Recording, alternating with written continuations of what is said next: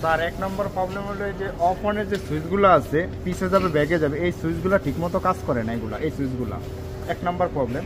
2 নম্বর problem হলো মেশিনের লাইটগুলো, এই যে ভিতরের লাইট, এই যে লাইটগুলো স্যার 2-3টা জ্বলে, বাকিগুলো কিন্তু জ্বলে না, এগুলো সব নষ্ট, ম্যাক্সিমাম লাইট নষ্ট। তারপরে 3 নম্বর প্রবলেম, এই যে আমি যে পা দিয়ে চাইপে ধরুন, এই পা দিয়ে চাইপে ধরার পরে এই যে রোলারগুলো ঘুরবে, এগুলো কিন্তু ঘুরে না, এগুলো টোটালি অফ।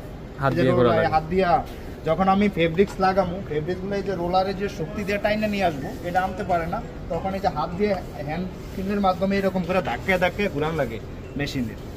তারপরে হলো স্যার এই যে এটা কিন্তু নষ্ট, এটা ভেঙে গেছে,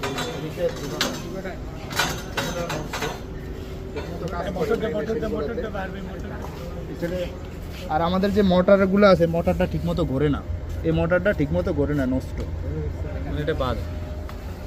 আর আমাদের এক কথা হলো মেশিনটা পুরো ড্যামেজ, এটা চলবে না, এটা নতুন মেশিন দিলে আমাদের জন্য সবচেয়ে ভালো হয়, আমরা কাপড় চেক করে স্বাচ্ছন্দ্য বোধ করতে পারি।